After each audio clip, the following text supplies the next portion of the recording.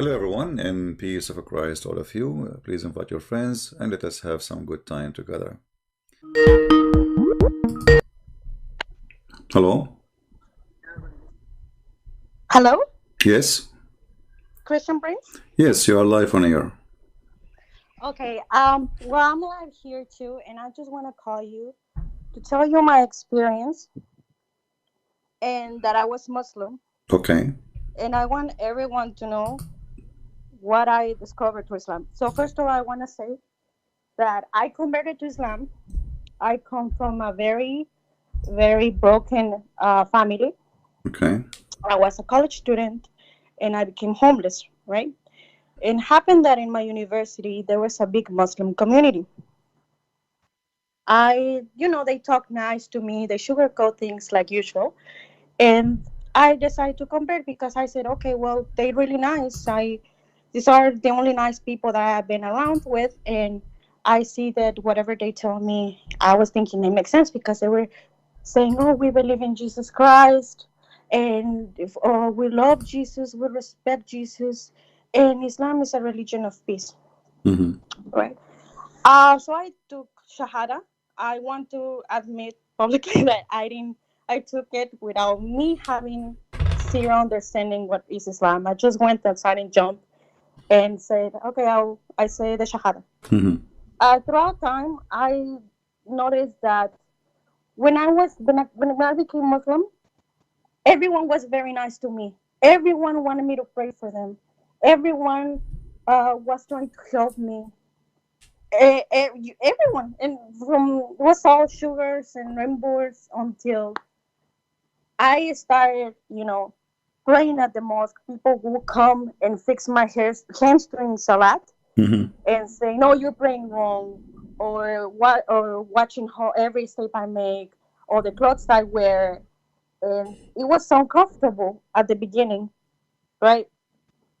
Later on, um, I decided. Well, one of my friends, she hosts me in her house. But and her mom is Islamic scholar. She's a Islamic scholar. And not scholar, sorry, it's more like Islamic school professor. Mm-hmm. So and that she's from the Middle East, right? But I never, as I say, I never had any experience or contact with any Muslim people. So they taught me Islam, but the way that they taught me Islam was very, very aggressive. I'm from Latin America. Mm-hmm. I want to say I'm Latina. And in my culture, of course, it's very natural to shake hands, to greet by kiss. So eh, they told me, they stopped me, and it's like, no, that's wrong. And I felt really bad. So how is that wrong? But they would just point me out things that I was doing wrong without telling me the reason. And I would feel bad because how can I? This is when I started to question things because I said, how can just a simple handshake gesture will arouse any attraction between the opposite gender, right? Mm-hmm. Even for job interview, no, you cannot. I ask. There's a lot of Muslim scholars who come to my university and do Holocaust and teach Islam. And I ask, okay, so how is it wrong to shake hands if you don't have a bad intention? And they told me an answer, like a solid answer. So from there on, things started. What was the answer? Oh, they said, oh, it's because we don't mix with the other gender. I say, but why? Is that because Allah knows best, and we know we're not supposed to be with them because we can you don't know each other's heart, so it can arouse attraction. But if you think about it, how can just shaking hands arise attraction to another person? Like I'm just greeting the person, right? Mm-hmm. So from there on, I started like getting like a bad feeling, but I didn't listen to my gut, so I just went on. I just went on and tried to learn. I actually was really trying very hard to learn Islam, to pray, to memorize Quran, and to understand what Islam was, because everyone around my environment was very religious, very, very religious, and I wanted to be that way, like and uh, for For example, they would tell me you have to memorize Quran because when you die, they're gonna ask you who's your prophet, what you believe on. They're gonna tell me to recite the Shahada, and they told me to that I have to memorize Quran. And then I started asking myself, well, how am I gonna memorize something I can barely understand? But like sometimes I would do something and question myself. But as I said, I didn't follow my gut this time until I actually started reading the Quran. And when I started reading the Quran, I got very, very shocked because I say, why? Like, is this really true? So I went and I asked many sheikhs, many scholars about that, and they would say that, oh, you're not understanding Arabic. You need to understand the context. You need to learn Arabic because it's classic Fusha Arabic. But I want to ask you, Christian friends, something. How can people teach Islam or want to do? They want to do dawah on not on converts if they say that Arabic is a really high level language that no one can understand. How can they try to teach something that is high level to people that barely can speak Arabic? That's my question. Well, what they said partly is true. Nobody can understand. The Quran is a very stupid book, So if we give the Muslims a verse in the Quran and we ask them what this verse means, you will see they have 1,000 interpretation, if not 1,000,000. So how a language which is sent by Allah to guide us, they themselves cannot understand, and they cannot have the same interpretation for, what is the message there? So the Quran is a very stupid book, made by a very stupid writer, and because of that, doesn't make sense. Actually, if I go to the comment, there's a Muslim, he posts in the comment, let me see if I can find it in the previous video. He said, how you say in the chapter of Mary, chapter 19, he said, how you say that the Quran is not connected, doesn't make sense. The verse before and the verse after have nothing to do with it. So he mentioned that the verse of the chapter of Mary as an example, all of it is about Mary. But is it true? If we go right now to the chapter of Mary, we will find that the part about Mary is just little. The most of the part have nothing to do with Mary. Here we go. This is about Mary. This is about Mary. This is about Mary. No, And then what is this? This is about Mary. This is about Mary. This is about no. And then here he speaks a little bit about Mary, and then he starts speaking about things have nothing to do with Mary and have nothing to do with the teaching of Christ. Like who is the one is who is the one is talking here?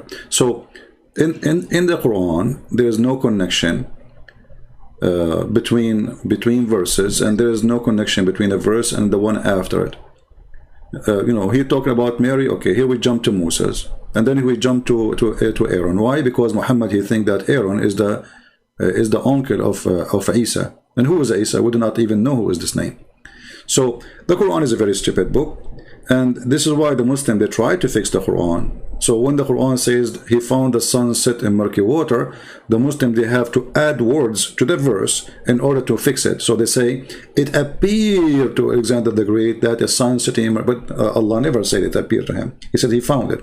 So in order to fix stupidity, they have to fix the language, and they have to add words. So how the Quran is an amazing book, high level of language, when the Quran is given wrong meaning, a wrong purpose of it.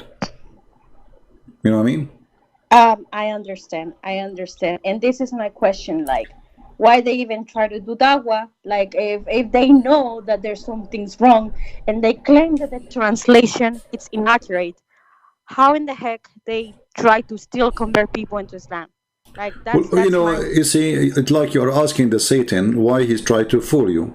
It doesn't make sense. So you should know that this is a satanic religion, and a person who follows it, he is possessed with the devil. So his duty, they're a prophet. They have videos about a guy, a Muslim guy, who made a Jew I believe this is a fabricated story, but the sheikh is proud about it in YouTube. So he said, this is how we can, you know, this is the, look how smart our brother here. So he said, there is a Jewish guy, he is a neighbor to a Muslim. The Muslim guy, he keeps saying to him, why you don't convert to Islam? Convert to Islam. Islam is better for you, you know, etc. So the Jewish guy, he said, you know what, I don't really mind converting to Islam, but I like to smoke and I like to drink. The Muslim guy said to him, who told you you cannot do smoke and drink? You can. The Jewish guy, he said, really? He said, yeah, just say Shahada. Say Shahada. The Jewish guy, he said Shahada, and he became a Muslim. Now, the Muslim, he grabbed a cigarette to smoke. The Muslim, he said to him, you cannot smoke. The guy, he said to him, but you told me I can. He said, yeah, I said that to you before you said Shahada. So they are saying that this guy, the Muslim guy, he tricked the Jewish guy to save him. He lied to him to save him. This is a good lie. Islam without lies dies. So they justify their lies by saying that we lie to save the people. We enslave you to save you, you know. So if we go actually here in the hadith, let me show you this in the hadith.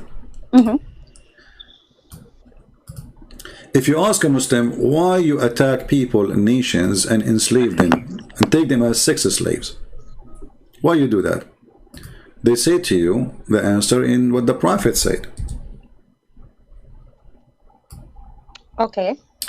Read carefully. Abu Hurairah reported that the prophets are saying, God charmed with people who will enter paradise in chains. They will enter heaven in chains?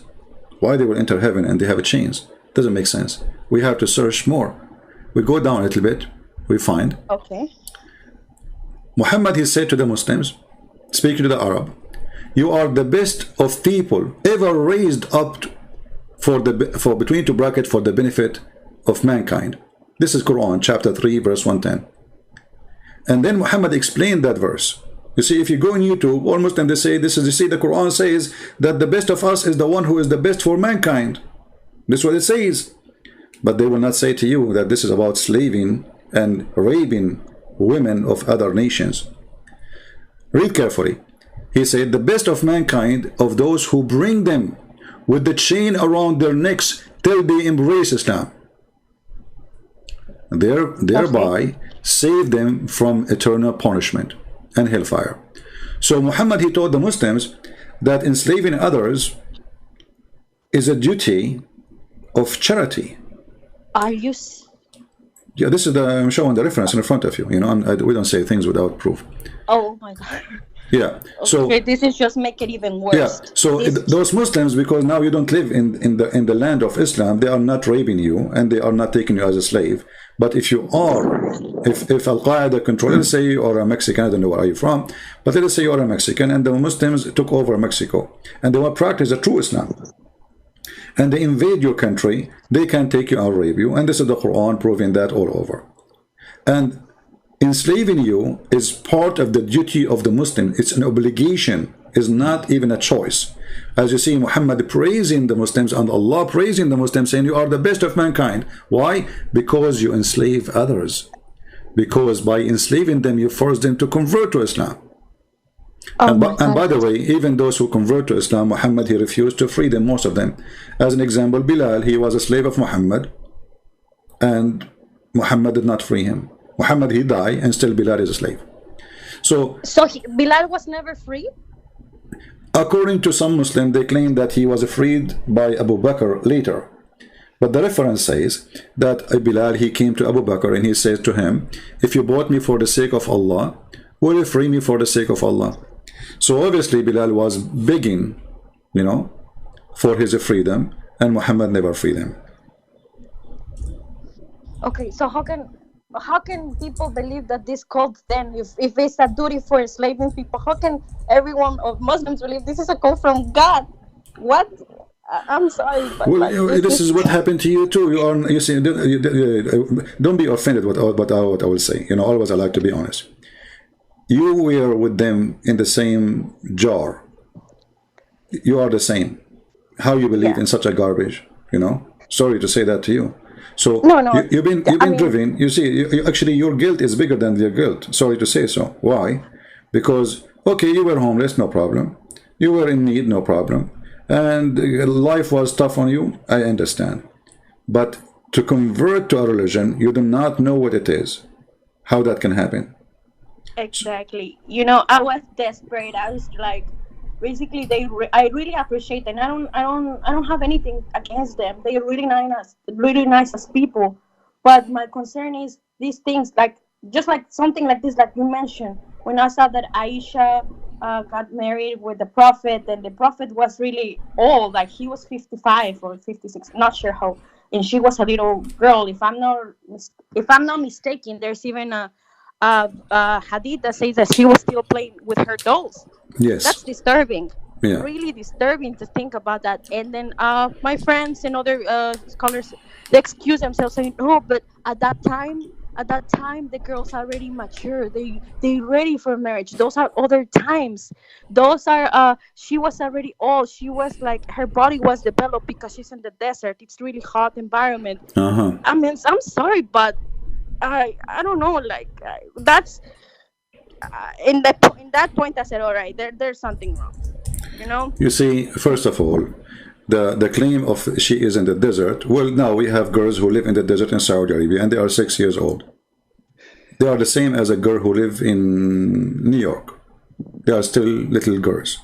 So this is a lie, and nothing changed. Actually, now isn't it they say there's a global warming, which means now it's more hot. So girls, they have, like, are we talking about eggplant, and the eggplant will grow faster in a warm area? That is a stupid statement. This is a human being. He have stages. He grow old by days, not by being exposed to the sunlight. We are not plants. So this is a false answer for a false cult to protect a predator, sexual predator for children. And until now, according to Islam, there's no age limit for how Muslim he can marry. Actually, you can watch my videos. It's in YouTube. Search for sex with infant debate with infant. The Muslims in their book, they says that it's forbidden for a Muslim to have intercourse with an infant. It's forbidden. However, he can, excuse my language, he can put his private part between her legs, but he don't enter. Infant. What? 1 day old. Go watch the debate. Go watch it. It's in YouTube. Just search for it. Of course. And the Muslim, he was debating, and we are showing the reference in the screen, and we can show it right now. So this is an extreme, bad, ugly, disgusting cult. And the only way to defend this cult is to lie. And now they have articles saying that Aisha, she was 18. But all of us, we know that Aisha, when Muhammad died, she was going through 18. She's not 18 yet. So Muhammad, he married Aisha after he died. So in order to avoid the problem, they start making false article about the age of Aisha. But Aisha herself, I mean, look at this. Is it Aisha saying I was 6 years old? She is the wife. She is the one who was with the Muhammad. So she was 6 years old. She became a wife. According to Aisha, by the age of 9, he did intercourse. But between 6 and 9, he was molesting her. This is how bad this man is. He's a criminal. I'm sorry, but like it's even more even disturbing about listening to this. I mean, but yeah, and I want to continue. All Thank right. you so much for your reference, and thank you. Like I want to say that yes, I was stupid, and I admitted of joining something without further research. But when people is vulnerable, they believe on anything and everything, or they like any slight spark of hope, they go for it. Right. And thank God, I did well. Like I ended up finding a job after I graduated with my engineering degree. And everything went well, thank God. But in the process of me, like when I still had those questions, I met someone, and we decided to get married. He's Arab from the Middle East, right? Where we got married and everything. I was still a Muslim. And this time, I want to say I was still a Muslim. And he actually decided. He said, "Oh my God, I love you, and it's better for me to marry you because I wanted to marry a girl to convert her to Islam, but it's even easier because you're already Muslim. So I guess he liked the idea of me being a convert to Islam, so he could teach me Islam. I don't know, Mm-hmm. but so we're getting married and everything, and here I am. I'm still married to him, but I had an accident, and we had a very very bad accident, and in that accident, he got really bad, and I also got really hurt, and I was I don't know what happened. So something changed my life inside of there, and I thought that I was really gonna die, and I really thought that it was the end for me. And all of a sudden, I say no. I I I I turned myself. I don't know how, but I turned myself back to Jesus again, to Jesus Christ. Mm-hmm. And I say, please, I give my life to you. Like I really don't want to die, and I hope that nothing happens to him, to my husband. And can you believe that after I prayed that, like I got better, we got better, and he got out of he was in an intensive care, and he got out of intensive care. Okay. So I prayed to Jesus, and I say, what is going on, and he fell also he fell out of status in his visa because he's from obviously the Middle East, and the lawyer told me I went, and he told me he violated the conditions. It's most likely that he will get deported. And again, I went, I turned myself to Jesus, and I said, please, please don't take him away from me. Even though he's Muslim, but I put his life in your hands, and I put my life in your hands. But please make our situation better. From there on, I felt a very, very peace in my heart, in my head, because I want to tell you this. Even when I was Muslim, I'll pray 10,000 rakats. I'll pray at night. I'll go to the mosque, and I was still feeling disturbed in my soul. I was not feeling in peace. I wasn't feeling calm. I had there was something missing in my life. I had no peace whatsoever, Christian Prince. Mm-hmm. But after the accident happened, and after I prayed, believe me, that peace came back. And I want to tell you that my husband, by the grace of Jesus Christ, he has now a permanent resident card. In the interview, like he didn't know, like the interview went bad, but I stay up praying and reading the Bible before the interview. And the same day, even though the interview went like crap, but we got approved. And he told me, how did this even happen? How this even happen? But I can tell you that me putting my life and my hands in Jesus Christ was the best thing that I could ever do. I was blind. I didn't have any peace. But after I started watching your videos, Apostate Prophet and David Woods, I start having a much clearer understanding of what I got myself into. And today I regret deeply of putting myself in the situation. But I think that everything happens for a reason. And I want to say thank you, because you're doing an amazing job, and you're letting people to open their minds and their hearts and their brain. Right now, my duty, and I'm trying to do that. I'm trying to educate myself. I'm trying to learn more, because I would love my husband to see one day the light of Jesus Christ. Because maybe that's too much for me to ask, but it's a hard task, because Why you don't ask your husband to call me or to speak to me right now? I already told him. I have already talked to him, and I say, if you think, because he tells me that you are a liar, that you're lying in the mouth of Islam, Mm-hmm. that you and at first I told him, okay, because he was saying, okay, David Woods and Apostle Prophet, they don't know Arabic. How can they be talking about this stuff? So Okay. I said, okay, well, the Arabic, right? But then when I told him about you, he said, no, he's lying. He's a liar, and he just he's an enemy of Islam. And I said, okay, if you believe that Islam has the absolute truth and it's the right religion, why you don't face them? Why you don't prove him that Islam is the right religion? He said he's not worth my time.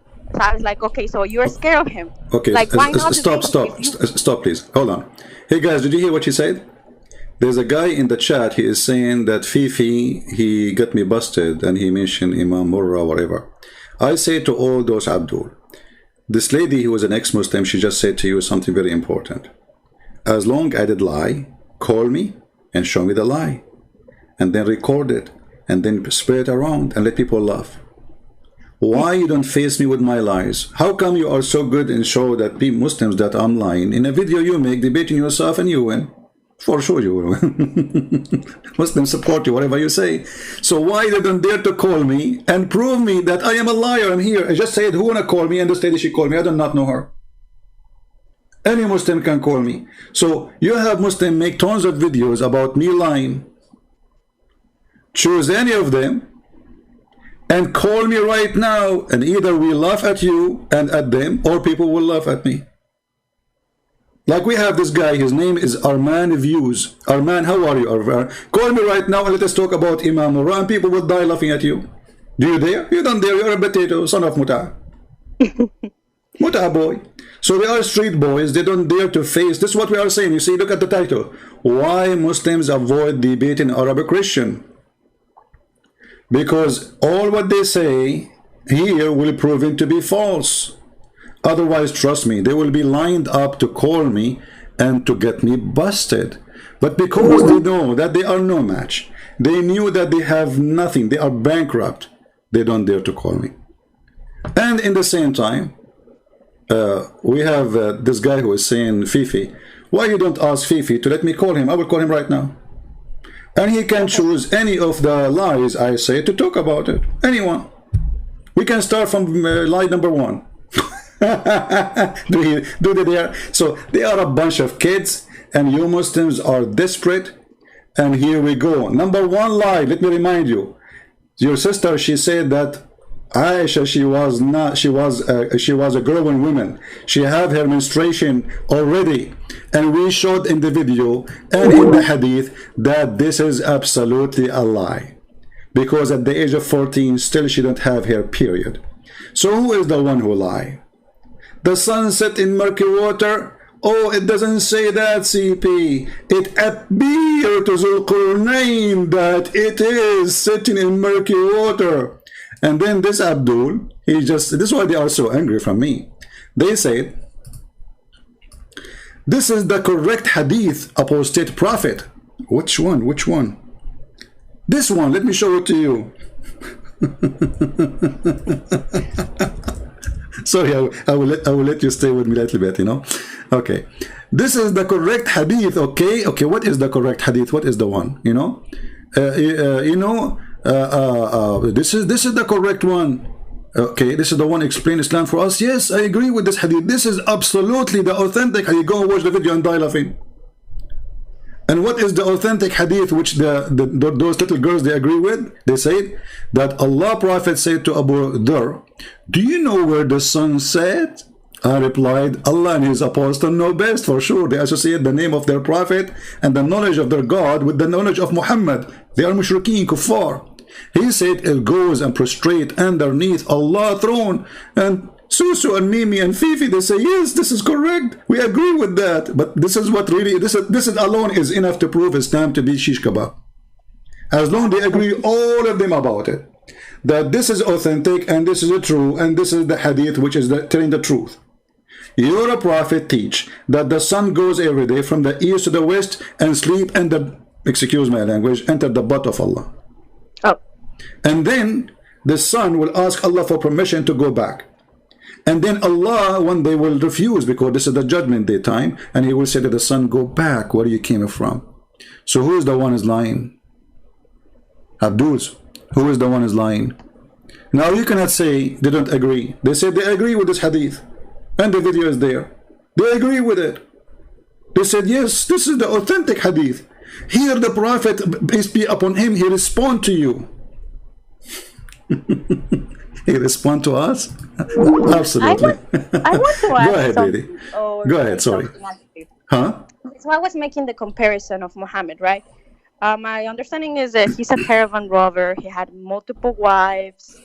He was asking for zakat, not zakat, sorry, jizya, and these characteristics. If you think about it, oh, he killed people that went against him. Okay, if you think about it, these characteristics, I put Muhammad, and then I compare it to a cartel leader. That's what they do. They like women. Yeah, exactly. They go against whoever that kills them.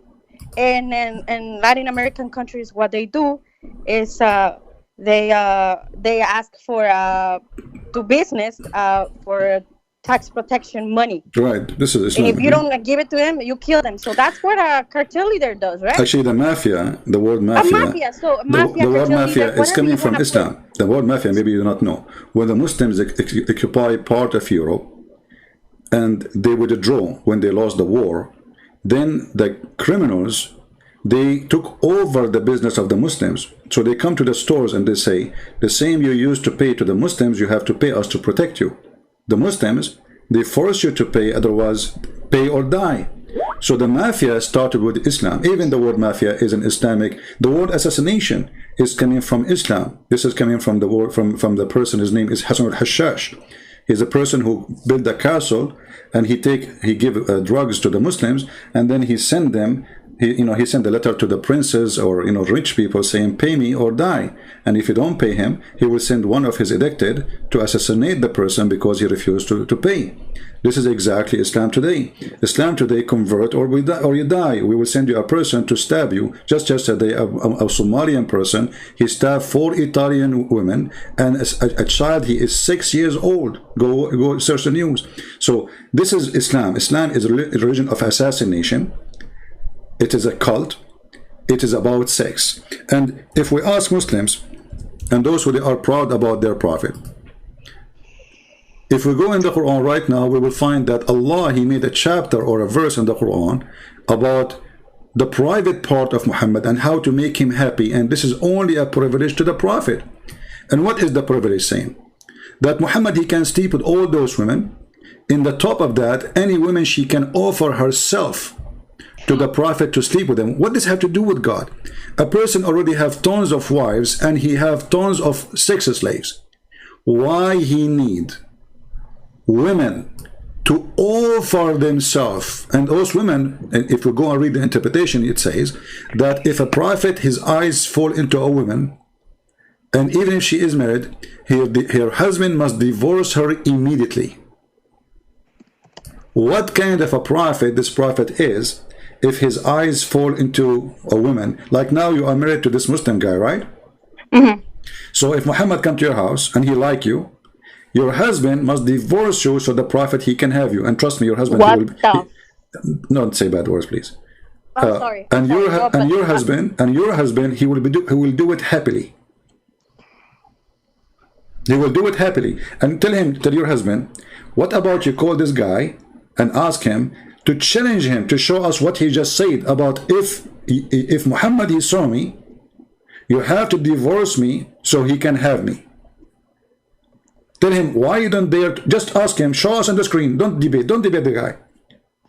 Tell him, I challenge you to show me that the prophet, Islam teach that. And the prophet, he do that. Actually, he did that to his own son. He went to the son, that's his own son, he flirted with the wife, and all of this is in their books. Every single word we just said, it is in their books, and any Muslim can call me and prove it wrong. I will give you a few minutes to finish your story, my friend, and Thank we you so continue. much. Okay. And I'm sorry, I didn't mean to curse. It's just that It's all right. I was very shocked to say. I mean, honestly, like it's horrendous.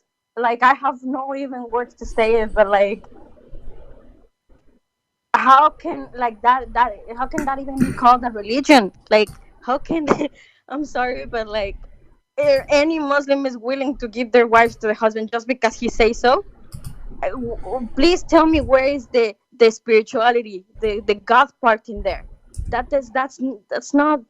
Oh my God! I'm sorry, Christian Prince. Well, I'm even you know more what? mad.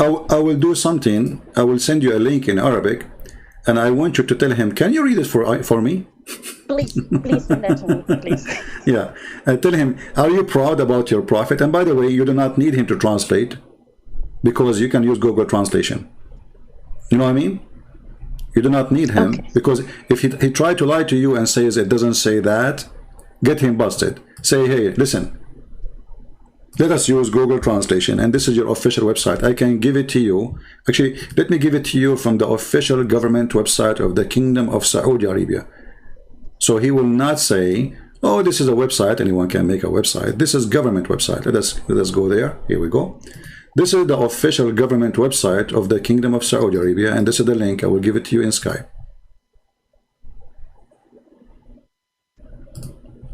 Thank you. Let me go to the chat. After you finish, you will see it in the chat there. Okay, here we go. And now I will say thank you for calling us, and I will be waiting for your husband. Tell him be a man. And I advise you, my friend, this person, sooner or later, he will divorce you, and he will find a new wife.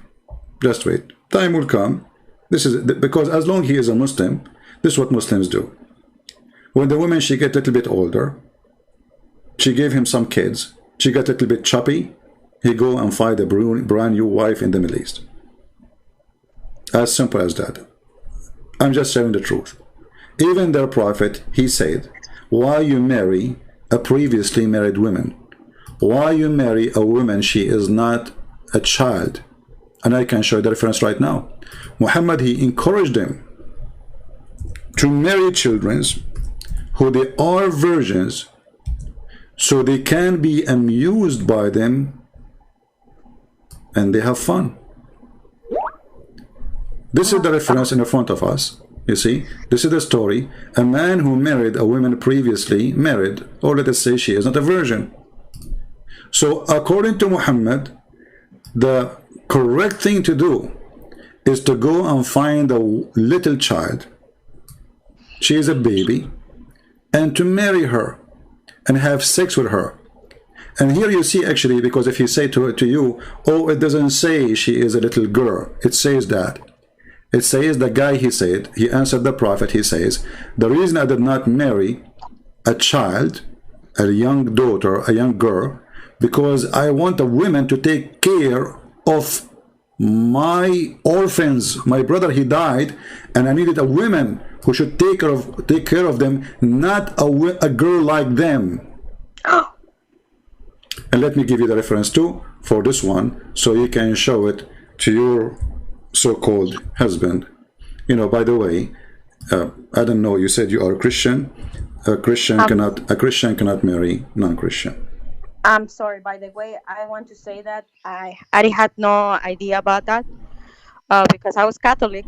My background is Catholic, but now I'm Christian. So I didn't even had a I'm not clue asking you to about this. divorce the guy. I'm saying, according to the Bible, a Christian woman, she cannot marry a non-Christian. However, you left the faith, and when you married him, you were not a Christian. So, you know, that can let it go. But this is, in Christianity, this is not married, because Muslims, they don't marry. Muslims, they have sex contract. It's called nikah. Nikah means the F word. So you sign a contract that he can excuse my language. He did not sign a contract he can marry. There is no marriage in Islam. This is why they are encouraged to start with 2 and 3 and 4. And actually, according to some, there is no limit. But if you could not do that, you go for 1, which means Islam did not say you start having sex with 1 as a wife. Islam start with having sex with 2 and 3 and 4, etc. And if you could not do all of those, then you go to the bankruptcy, which means you sleep with 1 only. That is not marriage. A person who believes that he can have many women, obviously he don't believe in marriage. The more that you tell me about this, the more disturbing it gets. Well, I'm here to share the truth with you. You know, I don't want you to disturb your life as a person married to this person. Maybe he's a, maybe, you know, but you see, what from what you said to me, he sounds like he is, you know, he is not decent with you, because if he is saying Christian Prince is lying, tell him, can you show me the lie? I will call him, record him. He don't call me. Record him. Huh? Record him. Say, hey, Christian Prince, you lie about this. You call me. You play his voice. We open it and we see who's lying. Okay. You know? And let us see who's lying. All right. Thank you for calling me, and God bless you, and we pray for you.